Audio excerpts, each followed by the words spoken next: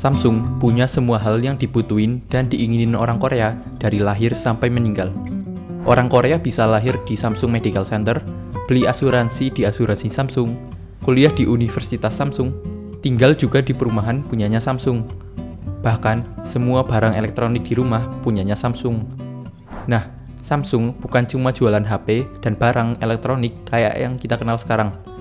Tapi, Samsung udah punya banyak perusahaan di setiap aspek kehidupan, terutama di kehidupan sehari-hari masyarakat Korea Selatan. Nah, kenapa sih Samsung bisa semendominasi ini di Korea Selatan? Apa sih alasannya? Langsung aja kita bahas di segmen berikut.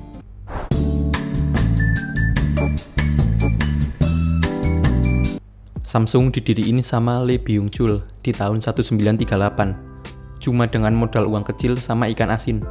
Samsung ini awalnya perusahaan yang ngerjain bisnis apa aja yang penting cuan. Singkat cerita, di tahun 50-an, Samsung yang ekspansi ke bisnis tekstil sukses besar. Samsung jadi salah satu perusahaan yang gede di Korea Selatan. Tapi ada masalah. Setelah Perang Korea selesai, malah terjadi kudeta di Korea Selatan. Park Chung-hee, seorang jenderal militer, mimpin kudeta dan ngerebut posisi presiden. Di sini Park Chung-hee memulai kampanye buat jadiin Korea Selatan negara maju dan kaya raya dengan membangun ekonominya. Dan langkah pertama yang dia lakuin itu menjarain pembisnis-pembisnis yang main kotor sama pemerintah, yang sering nyogok pemerintah. Oleh karena itu, kaburlah pemilik Samsung, Lee Byung-chul ke Jepang, karena takut kena kampanye Park Chung-hee kan. Tapi Park Chung-hee sadar, buat ngebangun ekonomi Korea Selatan, perlu bantuan dari para pengusaha. Dia nggak bisa menjarain semuanya gitu aja.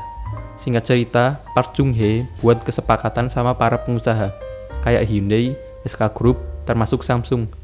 Nah, isi kesepakatannya, para pengusaha diharuskan buat menandatangani perjanjian yang mengharuskan mereka, para pengusaha, buat nyumbangin semua hartanya ketika pemerintah membutuhkan bantuan buat ngebangun negara. Tapi ternyata ada imbalannya dari pemerintah. Para pengusaha ini dikasih banyak fasilitas buat berbisnis, buat ngebangun ekonomi Korea. Mereka dapat perlindungan bisnis, dapat hak istimewa, dapat pinjaman luar negeri, dapat juga subsidi keuangan. Ada juga perlindungan dari demo buruh. Mereka juga boleh ngasih gaji nggak tetap ke pekerjanya. Jadi, gaji setiap bulan karyawan boleh berubah-ubah sesuai kinerja jam kerjanya. Ada juga fasilitas yang ngebuat mereka bisa hutang ke bank, tanpa jaminan sama sekali, tanpa modal apapun. Karena yang ngejamin, ya pemerintah. Nah, dengan ini, Samsung bisa ekspansi besar-besaran. Lee Byung-chul ngebuat banyak anak perusahaan dari Samsung. Dia bangun bisnis asuransi, bisnis konstruksi, dan bisnis pembuatan kapal. Terus yang paling Lee Byung-chul seriusin adalah bisnis elektronik. Karena Lee Byung-chul yang habis dari Jepang, ngelihat Sony dan Toshiba, dia sadar kalau Korea masih jadi negara agraris, nggak akan maju-maju. Dari sinilah lahir Samsung Electronics di tahun 1969, yang di masa depan akan jadi salah satu brand elektronik terbesar di dunia kayak yang kita kenal sekarang.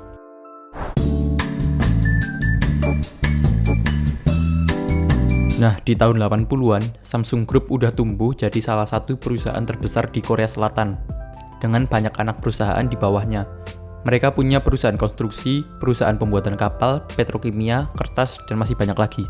Termasuk Samsung Electronics yang berhasil tumbuh dengan baik, walaupun perlahan, berkat produk andalannya yaitu TV murah hitam putih sama yang berwarna. Tapi ada satu masalah, kualitas produk Samsung Electronics yang nggak konsisten, kadang bagus, kadang jelek. Kalau bagus juga nggak bagus-bagus banget, bukan yang terbaik lah. Bahkan pada saat itu, konsumen luar negeri dan dalam negeri yang beli produk dari Samsung kadang nemuin kalau produknya nggak bekerja dengan baik kayak seharusnya. Tapi Lee Byung-chul, pendiri Samsung, udah nggak sempet buat mengatasi masalah ini. Dia meninggal pada 20 November 1987, di usia 77 tahun karena kanker paru-paru. Posisi pemimpin Samsung digantiin sama anak laki-lakinya yaitu Lee Kun-hee. Pas Lee Kun-hee lagi jalan-jalan di Samsung Electronics, dia ngeliat kok karyawannya nggak bekerja dengan performa yang baik. Dia kadang ngeliat ada beberapa produk yang nggak keurus dengan baik.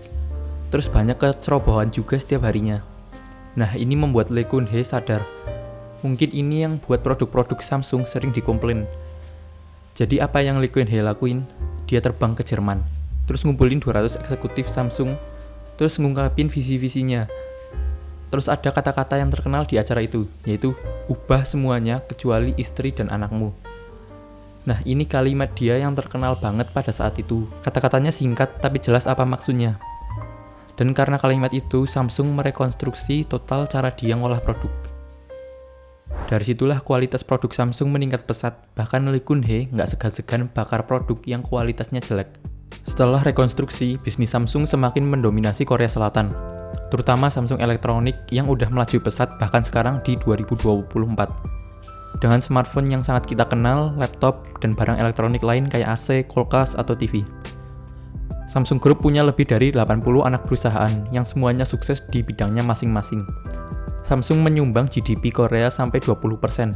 Bayangin, 1/5 dari GDP negara cuma dari satu perusahaan aja. Hampir nggak ada negara lain yang kayak gitu.